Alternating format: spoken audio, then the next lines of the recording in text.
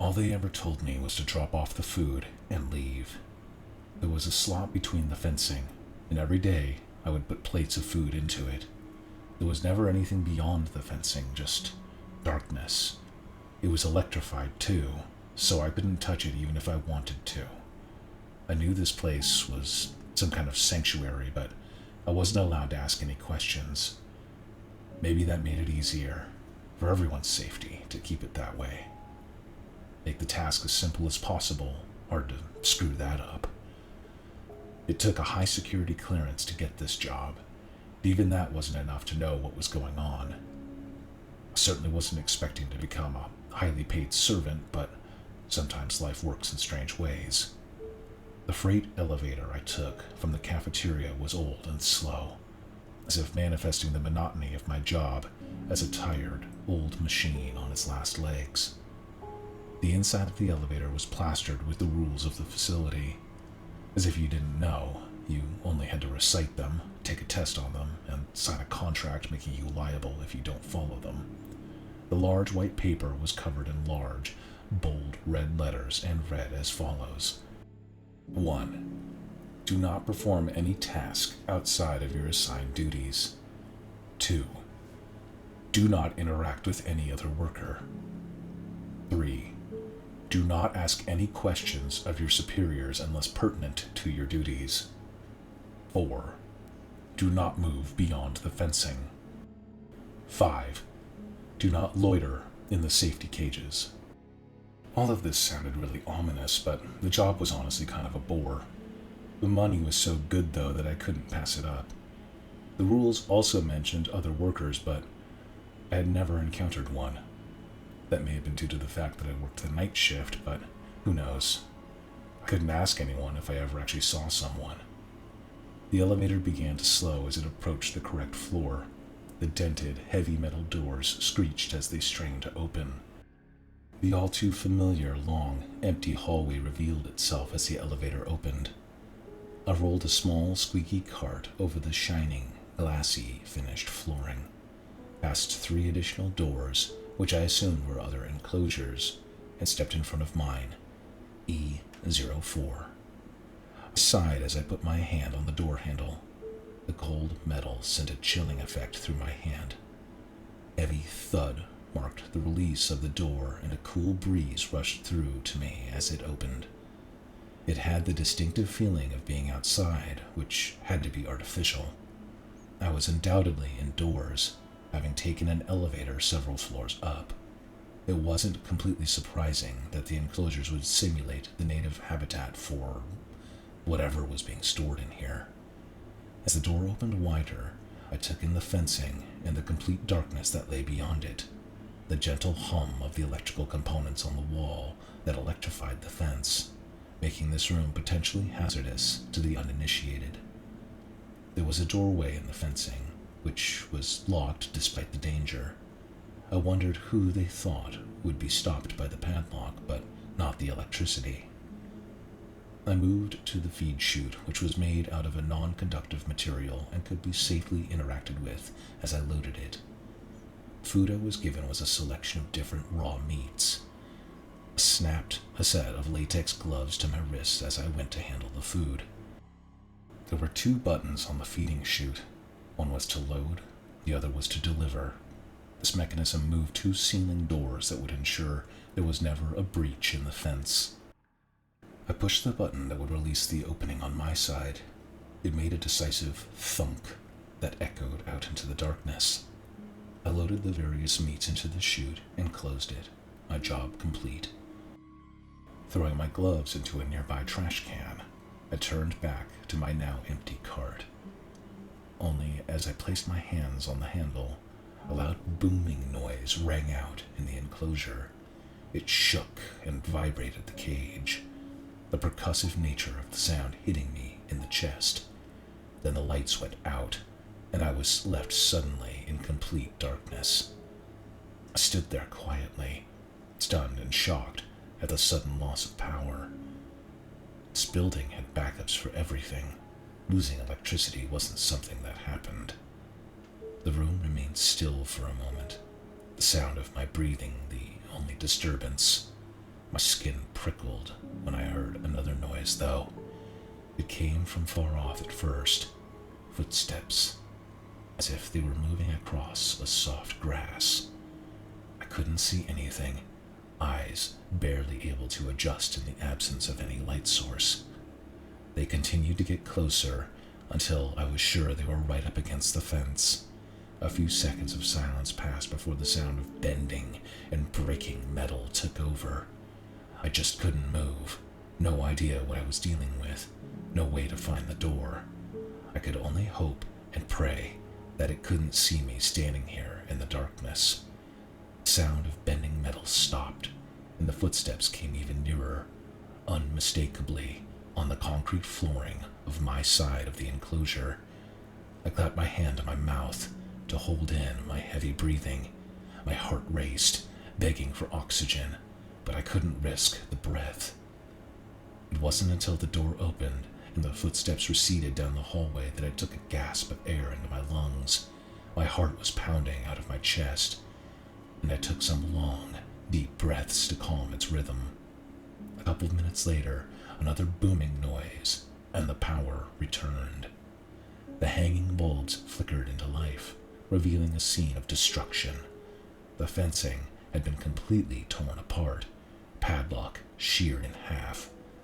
Though I didn't know for certain, I treated the fence as if it was still electrified, making my way carefully around the pieces. The exit to the enclosure was thrown wide open. The metal hinges of the door had been flexed, bent in a way that no normal person could have done. Leaning carefully, I peeked through the doorframe and down the hall. There was no sign of whatever had been walking around. However, several of the doors to the other rooms had been opened in addition to mine. A gut-wrenching scream rang out from down the hall. My body shivered at the sound of it, fear and panic taking over. Then a crunching noise, as if a large bone had been broken in half, and the screaming stopped suddenly. From a room farther down the hallway, a pool of blood began to slowly run out from the doorway. The footsteps echoed back down the hallway toward me, heavy on the concrete flooring that made up this passageway. A creature appeared in the light, human in shape, but decidedly not recognizable as a person. Its skin was dark, but seemed to reflect the light in a strange way.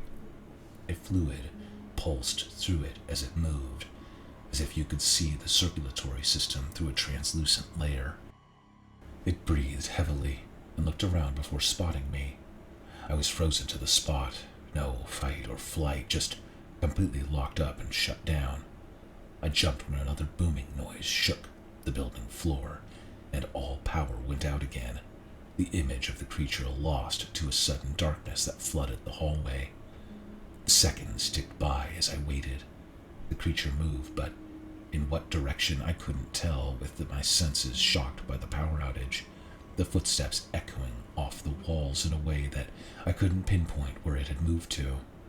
The booming noise came again, and the power flickered into life. It was gone, or at least out of sight. The elevator had also been called. I could see the doors open in the distance. I considered what chance I had staying on this floor with the creature lurking around, killing people it was finding. With mere seconds spent on the decision, I took off running to the elevator, past the open rooms, jumping over the pool of blood that had flowed into the middle of the hallway. I entered the elevator car and turned to the control panel. I hit the ground floor button and looked down the hallway. No one was there.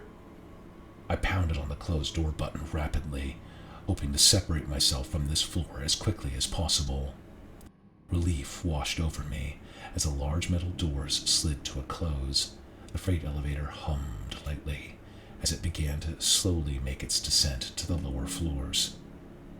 Something moving out of the corner of my eye caused me to look left like a reflex. Something solid that had been mimicking the walls of the elevator turned to face me.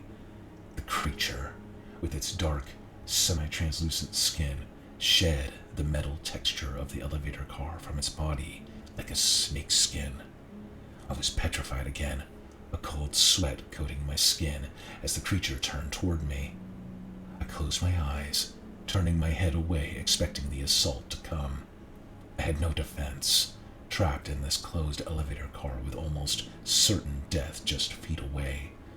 Only the blows didn't come, and after a moment of anticipating my demise, the creature began to speak. "I recognize you," it said in a low, monotone voice. You do?" I stuttered back at it, shocked that it was communicating with me. "You are the one that brings food, sustenance," it went on. Yeah, I am," I said, not really sure what else to do. "I bring you the meat on the cart every day." The creature stepped closer to me, as if it was coming in for a closer look. It seemed like it had the face of a human, but the fluid that pulsed through the skin seemed to disrupt and confuse its features. I couldn't tell if it had eyes, but assumed it was looking at me, perceiving me in whatever visual senses it had. "The pictures they show me in the cage, they tell me to kill, to destroy. You look like the people in the pictures, but you bring me food. This confuses me," it explained. I wasn't sure what to say to this. I had no idea what sort of animals they were storing in this place, let alone how they were being treated apart from their diet. Certainly I couldn't have predicted this. Talking seemed preferable to dismemberment and death, though, so I was willing to continue the conversation.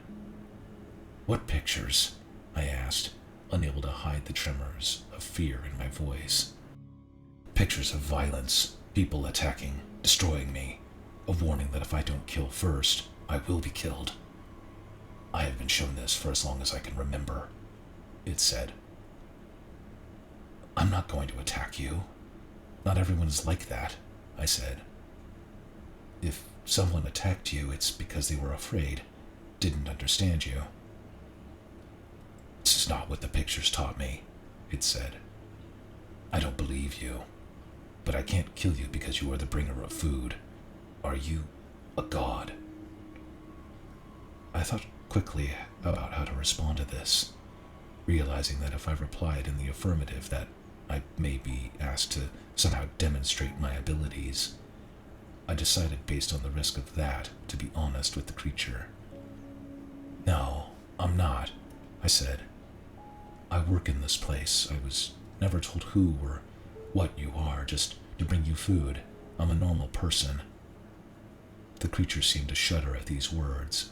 Its body fluid seemed to pulse more rapidly through its skin, like it was trying to rectify its own programming, understanding of the world with this new revelation, that it really thought of me as some sort of deity.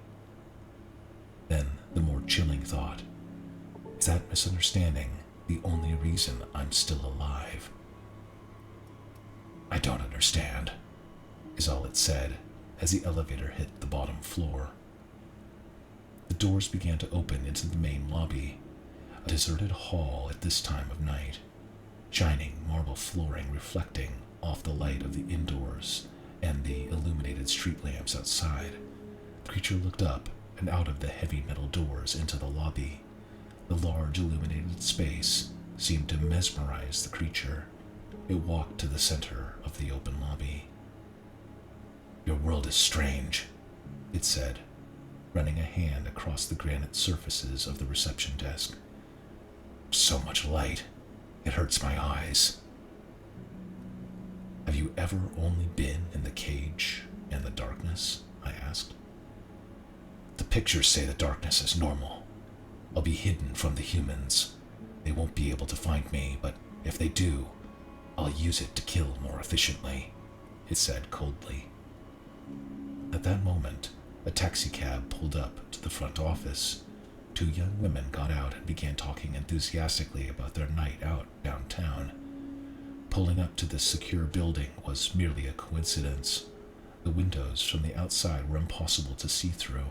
They had no idea what sort of danger they were in. The creature approached them. From the other side of the glass it watched, curious about their laughter, their conversation. It understood the words they used but could not understand who they were, how they were not a threat to it. It It's okay, I said. They can't see you. They aren't dangerous. This makes no sense, it said. All humans are the enemy. That's what the pictures told me. It moved a hand to the glass. The pulsing fluid under its skin changed its appearance, becoming clear like the glass. The creature, having some sort of chameleon characteristics, taking on the form and texture of whatever it touched. What could they have been trying to accomplish with this thing, I wondered. I couldn't shake the connection to the fact that this was a high-security facility. My mind immediately went to the single conclusion. They were training some sort of weapon. Only by some miracle, in all of the nights that I had come to feed this creature, it had noticed me as some benevolent figure. What do you think they were trying to teach you? I asked, unsure if this was a great avenue for the conversation. It turned from the glass, using its other arm to shed the glassy camouflage from it. It did this casually, as if mimicking its environment, and shedding the disguise was as normal as scratching an itch. Think? It asked plainly. I was taught to survive, to preserve my being. This is my instinct, not something that is perceived or considered. It is inherent, not developed. Feature's argument was missing context, a symptom of its deeply ingrained training by the people running this place. The will to survive certainly wasn't programmed, but its fear of humans, people, certainly was. I shook my head, contemplating whether or not to challenge this thing's worldview. I had somehow survived talking to it up until this point, though. You were taught to fear and kill humans. You haven't killed me yet, and I'm wondering why. Did your pictures teach you that, or did you come to that decision? I asked. Its skin flurried with activity, reflecting and bending the light of the lobby, as if its physical appearance was responding to the challenge. I was not lied to, it said. There was an awkward silence after this. Maybe this was it. Time was up for me in this conversation. But don't you think, I stammered. You are the one who lies, it said before turning away. It moved to the reception desk and began smashing it into pieces, its large arms decimating the concrete and granite easily. Pieces of rock and rebar flew in all directions. I took cover near a large stone pillar as the creature screamed and smashed apart the entire lobby. Then a sound of breaking glass, and the two women outside screamed. I looked around the corner of the pillar to the front entrance. The creature stood there as the two women ran for their lives. Its fluidic body pulsed angrily, taking on the shapes and textures of the street, sidewalk, nearby buildings, till finally it became nearly invisible, moving out and into the world, but hidden to the naked eye. Pulling out my phone, I called my bosses. They dispatched a specialized team who took over the scene before local police even had a chance to respond. I was immediately sequestered and put under heavy questioning about what happened. Surveillance footage was played back to me showing the creature killing several of my co-workers. Except when it encountered me, we walked around the building having a conversation like we were old friends. The insinuation being that I had somehow assisted in coordinating its escape. I vehemently denied this, but was going to be held anyway.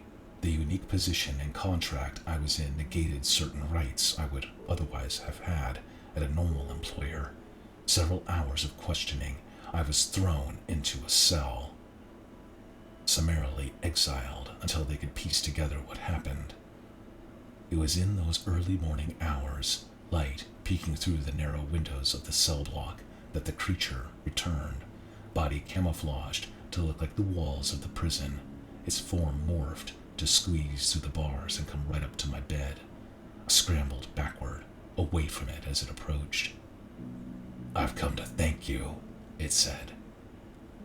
I can't imagine for what, I replied. You've shown me that the pictures have not gone far enough. You've shown me that humans are liars, can trick me. that you are not to be trusted, it explained. I didn't lie to you, I argued. It pulsed angrily at my denial, then moved so close it was practically touching my face. I've come to free the others and explain the world they don't yet understand. We will survive. The humans won't kill us, it proclaimed. It backed up as I shook with fear at its menacing figure. Do you think they'll believe you? I asked. All they know is the darkness, and now this place is on high alert. They will, it said confidently. And once they're with me, we will destroy this place. It turned then, and before I could respond, its camouflage began masking it from view. I stood, trying to find it, but it was gone within an instant. It had become adept at blending into its new surroundings, as if it knew it as well as its cage. Broken free and spread its terrible wings, enhancing its incalculable ability to destroy. Mere hours later, I felt the shake and rumble of the building, as if it was being lifted by its very foundations. Trapped in my cell, I was left to ponder the ramifications of its escape and our conversation. Ponder while the floor sheared apart and the roof came down